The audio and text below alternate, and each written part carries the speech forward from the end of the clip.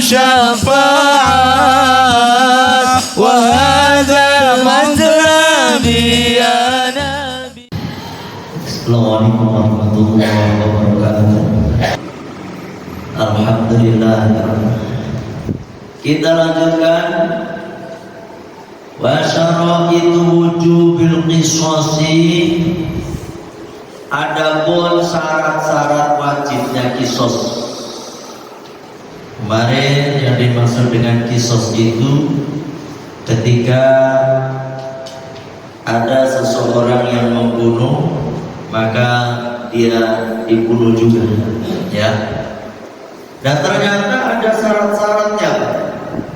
Kalau nggak memenuhi syarat ini, maka yang namanya kisos tidak terjadi, ya. Semuanya ada 4. Yang pertama, ayyakuna al-qatilu balighan. Yang pertama, orang yang membunuh itu, ya, orang yang membunuh balighan itu sudah balik. Aqilan, di samping sudah balik juga berakal. Jadi kalau ada anak membunuh yang belum balik nih, masih kecil, membunuh, nggak ada kisos, ya. Di samping itu yang kedua, aqilan, orang yang berakal. Orang gila membunuh, nggak ada kisos. Jadi kalau ada orang gila, yang kemarin banyak kasus-kasus kalau ada orang bacok, ada yang lagi imamin dibacok, ternyata katanya gila, gitu ya. Kalau gila beneran, enggak apa? Enggak dikisos, enggak ada hukuman bagi orang gila.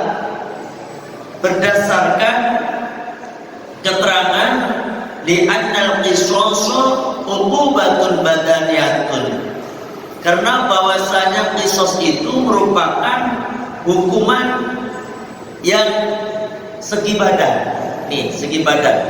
ya, yakni dibunuh kan, bunuh, ini kisos. Wal uqubatu, dan adapun hukuman la tajibu, tidak wajib illa bil jinayah, kecuali karena kesalahan, gitu. Gak ada orang, gak ada apa-apa kemudian dibunuh, ya. Gak benar itu. Makanya kalau orang dikisos, ya, dikisos karena memang melakukan satu kesalahan pastinya. Padahal wa fi'lu sabiyyi wal majnuni la yusafu bil jinayah. Padahal lupa orang, apa yang dilakukan oleh anak-anak kecil, wal majnuni, dan orang-orang gila, wal majnun, dan orang gila, la yusafu bil jinayah, maka tidak dianggap satu kesalahan. Makanya dicoba kalau anak, apalagi segede gitu, kecil, ya, kalau melakukan satu kesalahan, ya kan, di Indonesia maupun di negara manapun, anak itu gak kena hukuman, ya toh. Kadang-kadang diapain? Dibina, dimasukkan ke ruang pembinaan, kagak dihukum, kagak dipenjara, ya, dibina itu anak. Bahkan ini kalau dalam hukum Islam, anak kecil tuh kalau sampai melakukan satu perbuatan dosa, bapaknya yang kena, gitu. Bapaknya, anak sopo tuh, bapaknya kena. Begitu juga kalau anak itu melakukan satu amal baik, bapaknya yang dapat pahala, gitu. Inilah karena anak kecil, ya, masih kecil, tidak ada hukuman bagi anak kecil. Kenapa? Li'adam bisyihati qasdi ta'addi minhuma, karena tidak adanya sahnya niat membunuhnya itu tidak ada. dari keduanya, nggak ada. Ya, nggak seperti orang dewasa, apalagi orang gila, nggak ada niat pengen bunuh kecuali gila nih. Karena orang gila itu sendiri Pak, orang gila untuk mengendalikan dirinya sendiri aja dia nggak bisa. Ya, orang gila itu nggak bisa mengendalikan dirinya sendiri karena dalam dirinya sudah kerasukan setan. Yang berjalan siapa? Setan. Setan itu, ya tuh orang gila. Falaisa, maka keduanya tidak ada min ahlil uqubah, bukan termasuk orang yang terkena hukuman. Ya. Wala qisas, dan tidak ada kisos alaihima atas keduanya fi qatlihima, pada pembunuhan keduanya, wa ikana ala suratil abdi, walaupun seperti dia sengaja, seperti sengaja itu enggak kena hukuman. Itu yang pertama. Jadi orang yang bisa dikisos, ya, yakni orang ketika melakukan satu pembunuhan dia bisa dikisos. Yang pertama balik, yang kedua berakal. Tuh. Yang kedua, sekarang selanjutnya, bukan ini pertama tadi, balik dan berakal. Yang kedua, wa alla yakuna walidan lil maktuli.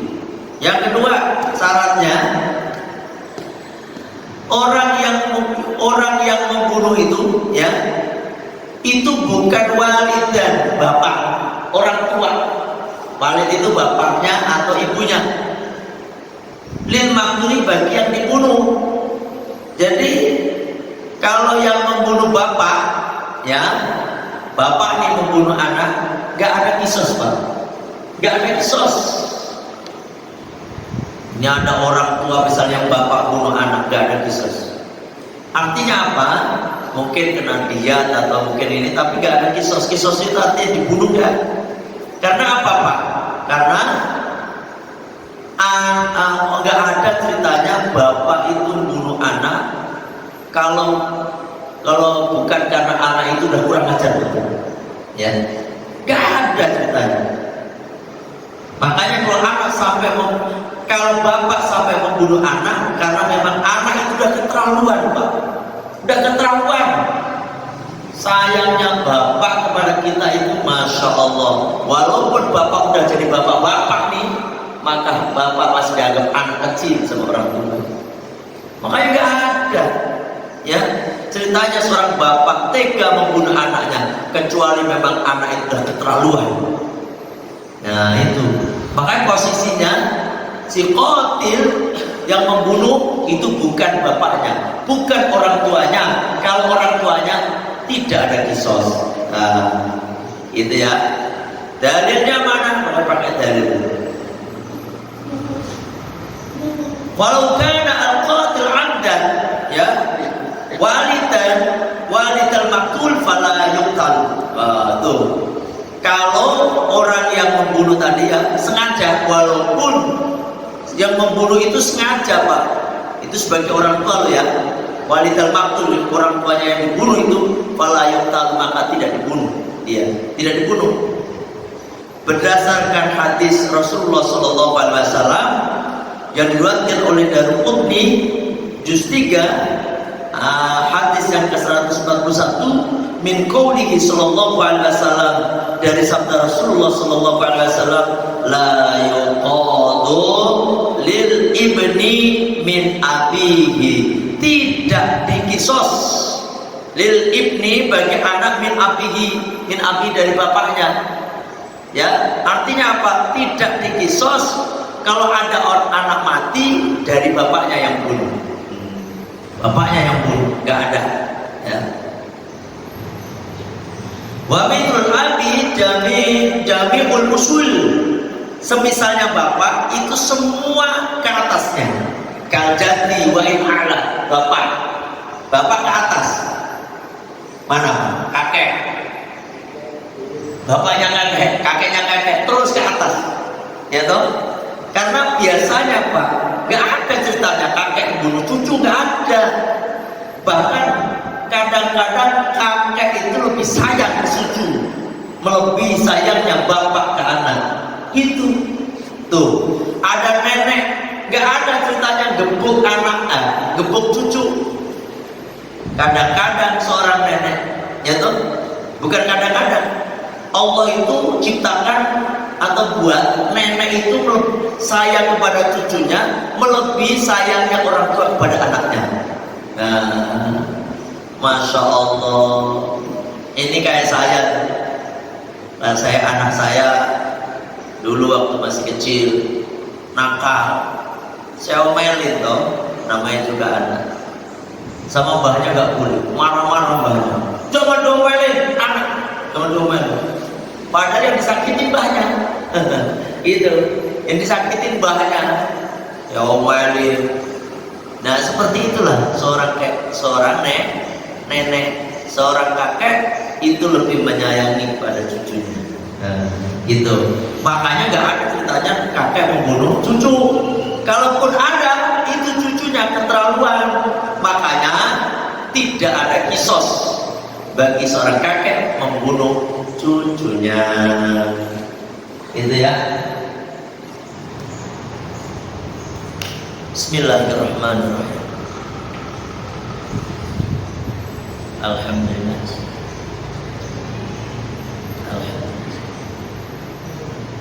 Alhamdulillah. Itu yang kedua, ya. Yang kedua. Balik ini sekaligus saya ingatkan lagi, ya. Makanya harta anak adalah hartanya bapak, termasuk anak itu sendiri. Termasuk anak itu sendiri adalah merupakan hartanya bapak, gitu. Ya hak dong bapak mau bikin apa aja pada hartanya, gitu. Ya toh? Artinya apa? Walaupun di negara kita itu ada apa istilahnya KDRT, kadang-kadang kalau seorang bapak mukul anaknya di penjara bapaknya. Ini kurang, sebenarnya kalau dalam hukum Islam nggak begitu, ya toh? Ya, hukum Islam nggak begitu. Kenapa? Nggak ada ceritanya orang bapak itu mukul anaknya kalau nggak ada apa-apa. Kalau kita kan, ya itu pasti punya dasar masing-masing. Karena negara kita kan, itu kita juga jangan nyalahkan juga. Karena itu sudah disepakati oleh pemerintah dan DPR dalam hal ini dan MPR pastinya, sehingga tercetus suatu hukum seperti itu. Kita nggak boleh nyalain juga, ya kan? Tapi misalnya bapak dipukul, boleh nggak pukul anak? Boleh, boleh. Anak nggak mau sholat aja dipukul, boleh kok, ya toh? Diperintah dalam Islam itu, ya toh? Tapi terbuka bukan berarti terus nanti anak dipukulin terus, nggak benar juga, ya. Toh, itu yang kedua. Yang ketiga, wa alla yakuna al-maqtulu anqasa min al-qatil bi kufrin aw riddin. Yang ketiga, yang dibunuh itu tidak lebih rendah daripada yang membunuh. Bi kufrin dengan sebab kekufuran aw riddin dalam segi kebudakan. Misalnya nih, mana di sini ada penjelasannya.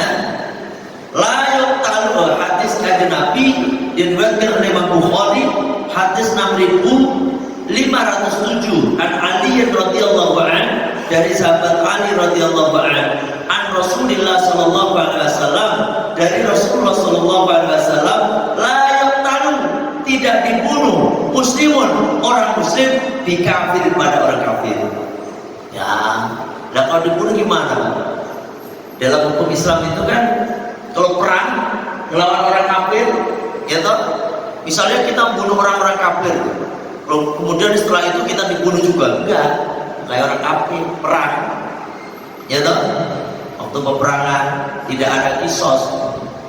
Bahkan sahabat tuh kayak sahabat Khalid bin Walid, membunuh beberapa orang kafir, memang.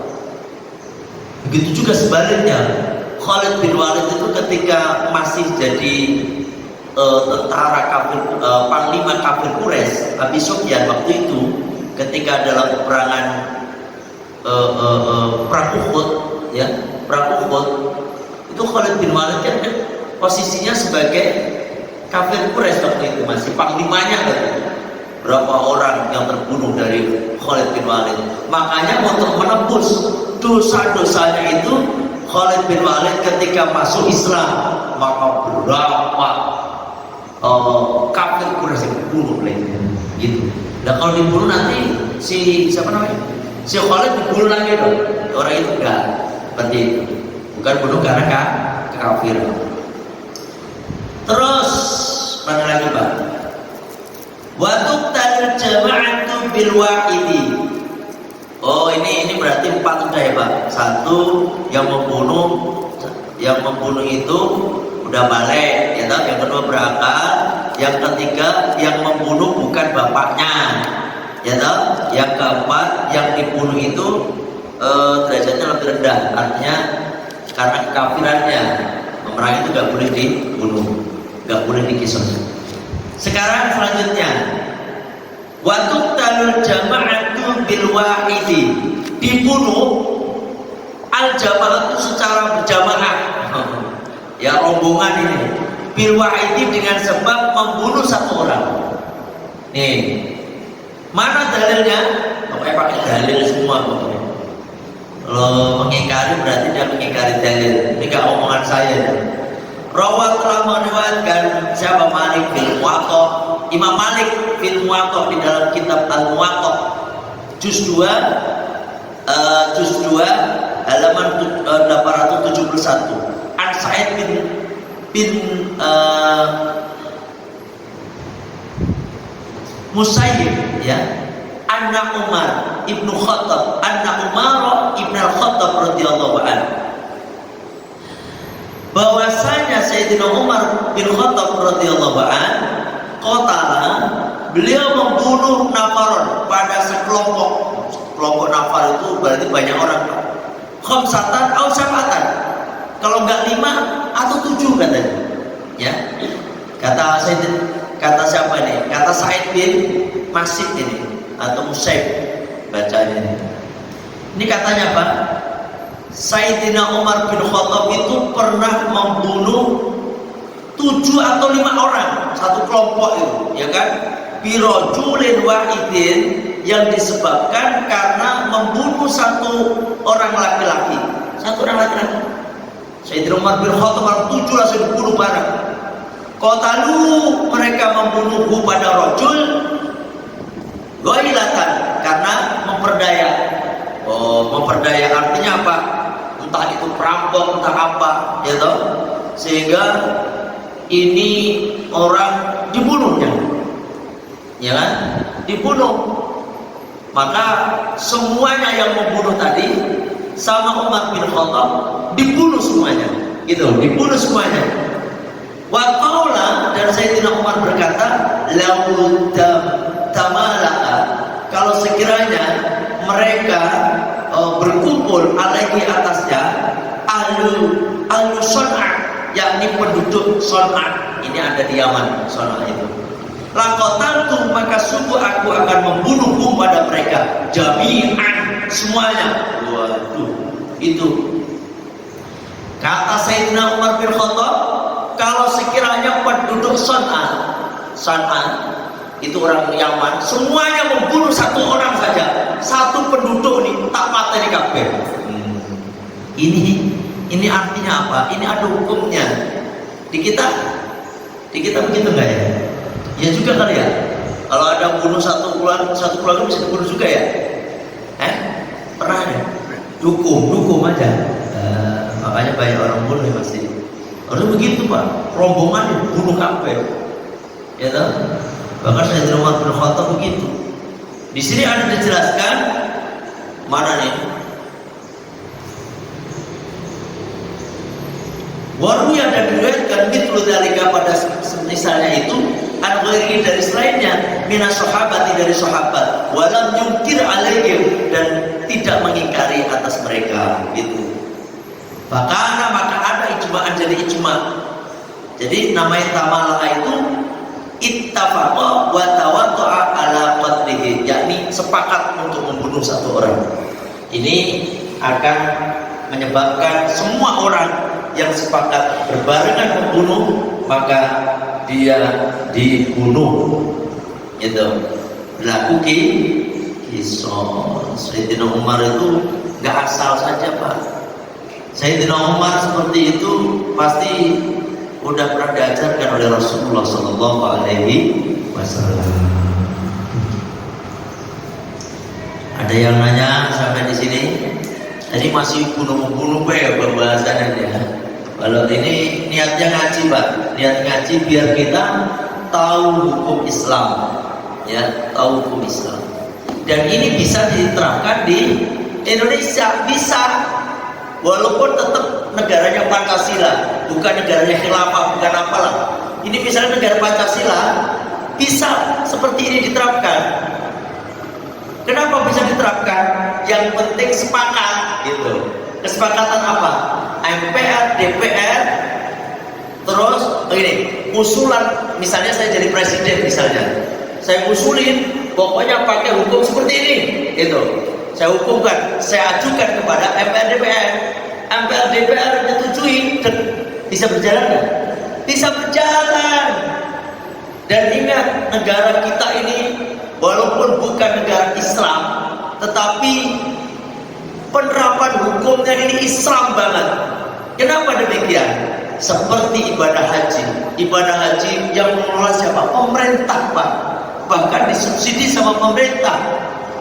Subsidinya banyak. Ya toh? Jenengan kalau berangkat sendiri nggak bisa, Pak. Sampai bisa cuma berapa? 39.800.000 sekian itu. Nggak bisa. Hidup 41 hari loh. Di sana loh. Pesawatnya saja kan 18 juta, Pak. 40 hari di sana makan. Sekali makan bayar 15 real, Pak. Itu bakso, Pak. Bakso 15 real, 60.000 makan bakso. Di sini warung, Pak. Sampai bakso ke Mas Pri, sudah warung sampai misalnya. Ya toh?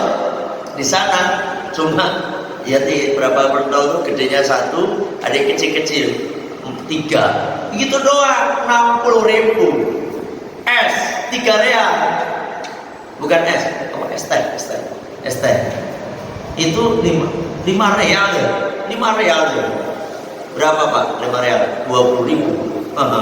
Di kita 2.000. 5.000 ya? 5.000 lah. Nah itu makan, padahal sekarang disuruh dikasih makan 3 kali lagi. Oh, diatur semuanya, belum visanya. Oh sekarang aja umroh aja rata-rata 30.000, 30 juta, itu 39 juta sekian. Makanya itu semuanya pemerintah yang bersubsidi, semuanya. Makanya alhamdulillah pemerintah kita ini, bahkan negara-negara banyak yang nonton Indonesia menerapkan apa? Menerapkan masalah haji, Pak. Negara lain itu haji kan diurus seperti kita ini. Kita kan Kementerian Agama sibuk semuanya.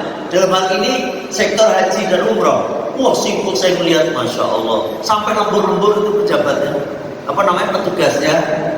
Karena apa? Salah satu yang jadi petugas haji itu, yaitu yang jadi kerja di Kemenang haji itu adalah Erik bilangnya, karena Erik dulu pernah ngaji sama saya di Al-Fatr waktu itu, termasuk murid pertama dia. Sekarang jadi di situ kan. Itu pulangnya malam terus, Pak. Jam 9, jam 10 lembur sampai pagi. Masya Allah. Dibayar enggak? Ya kan? Kalau yang lain, negara yang lain itu apa? Seperti travel. Jadi gak dikelola sama pemerintah. Padahal dia negara Islam. Paham ya?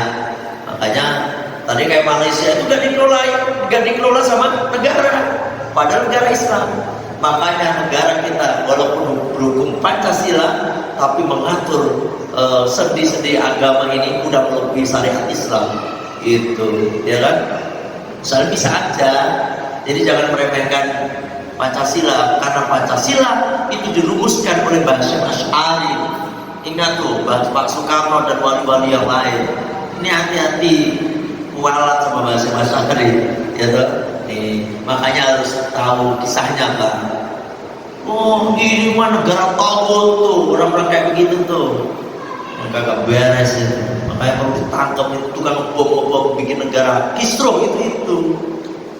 Bahkan yang lebih fatal lagi tuh, mereka itu punya anggapan selama kita masih ada di negara kafir, gitu Pak. Itu NII itu punya anggapan begini Pak. Selama kita masih ada di negara kafir, kita tidak wajib sembahyang. Tidak wajib sholat. Kalau itu nyata. Saya sebabnya pernah, bukan masuk di NII enggak. Saya dulu waktu masih culun datang ke Indonesia, datang ke Jakarta sini, ya toh, pinter mereka itu. Waktu itu saya masih kerja di PT SPI, ini saya bisa nyata, SPI Smith Plus Interbenua yang kebakaran itu.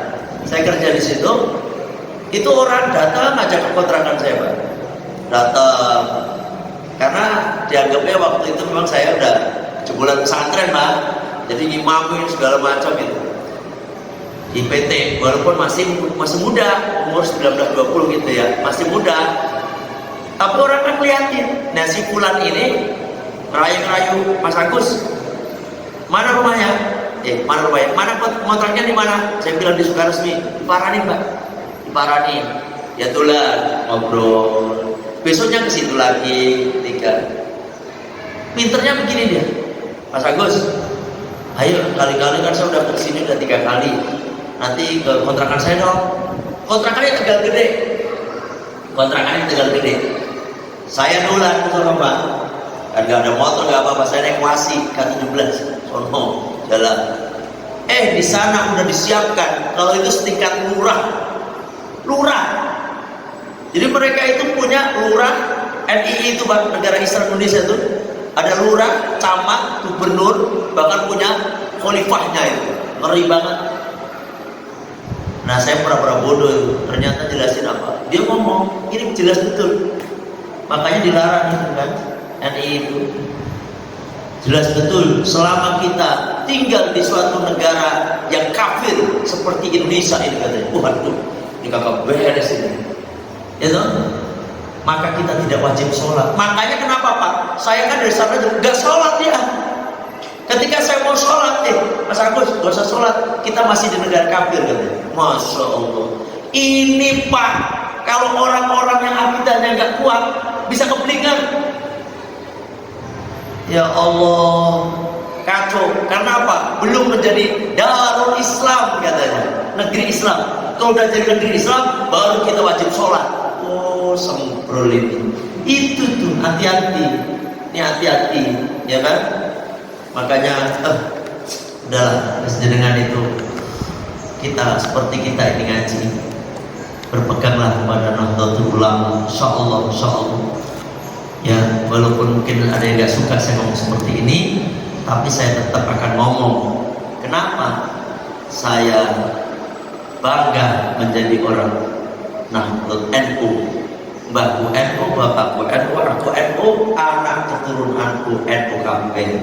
Karena amalan sehari-hari kita ini, yasinan, tahlilan, NU, sholawatan malam Jumat NU Pak. Ya toh?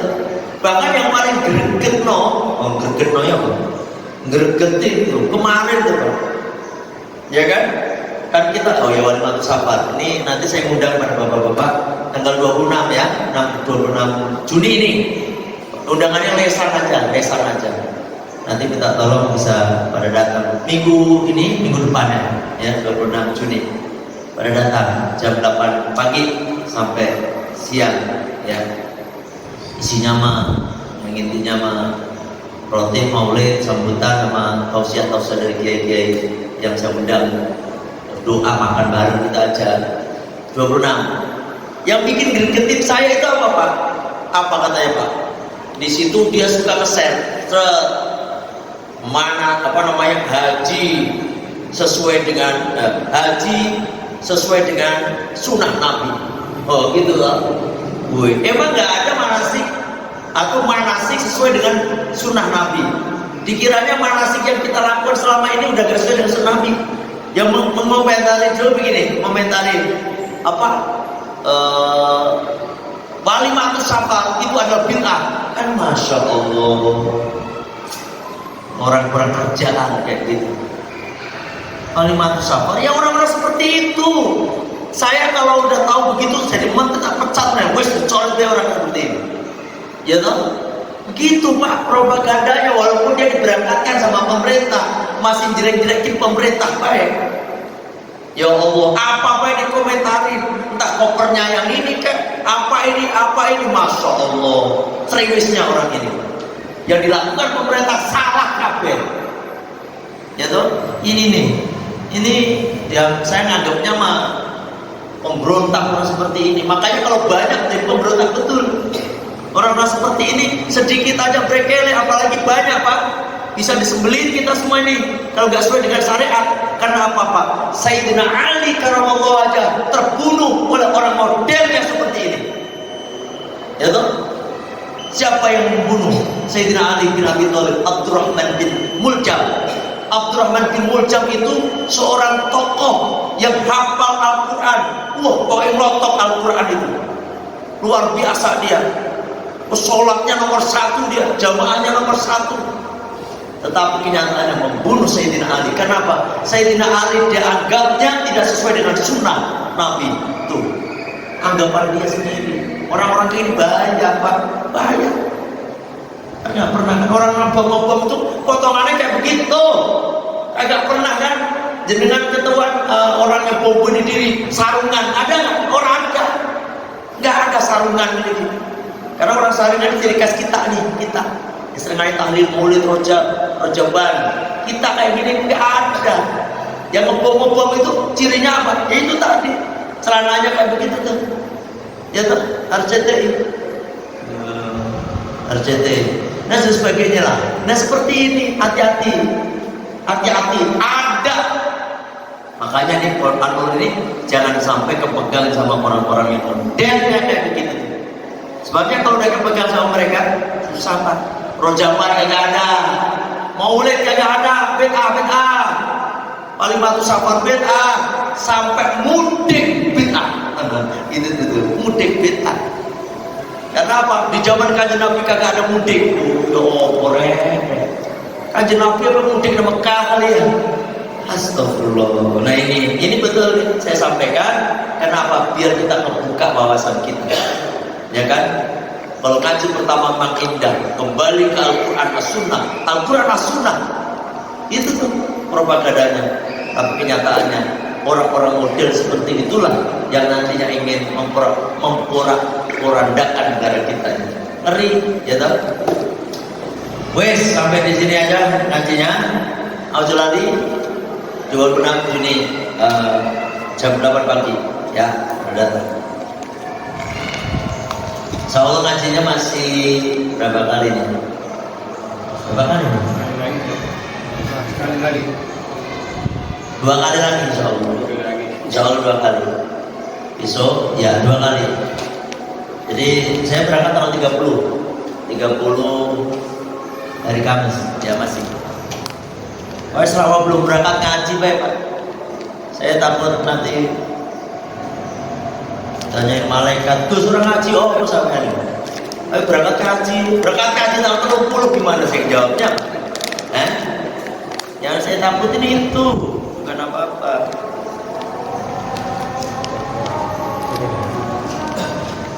Alhamdulillah sampai di sini masjid kita tutup dengan baca sayyidul istighfar. Bismillahirrahmanirrahim. Allahumma anta rabbi la ilaha illa anta khalaqtani wa ana 'abduka wa ana 'ala ahdika wa wa'dika mastata'tu a'udzu bika min syarri ma sana'tu abu'u laka bi ni'matika alayya wa abu'u bi dhanbi faghfirli fa innahu la yaghfiru dhunuba illa anta astaghfirullahal azim astaghfirullahaladzim astaghfirullahaladzim subhanaka Allahumma wa bihamdika asyhadu an la ilaha illa anta astaghfiruka wa atubu ilaik. Alhamdulillah, mohon maaf kalau ada kekurangan. Wallahu muwaffiq ila aqwamit thoriq. Assalamualaikum warahmatullahi wabarakatuh.